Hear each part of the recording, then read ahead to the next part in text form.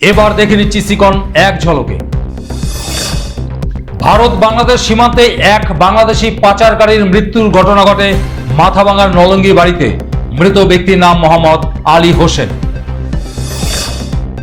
তুফানগঞ্জ মহেশকুচিতে তৃণমূল ছেড়ে বিজেপিতে যোগদান করলেন বেশ কয়েকটি পরিবার। নবাগতদের হাতে দলীয় পতাকা তুলে দিলেন নেত্রী। তৃণমূলের বহিষ্কৃত উপপ্রধান সহ বেশ কিছু কর্মী সমর্থক তৃণমূল ছেড়ে বিজেপিতে যোগদান করলেন।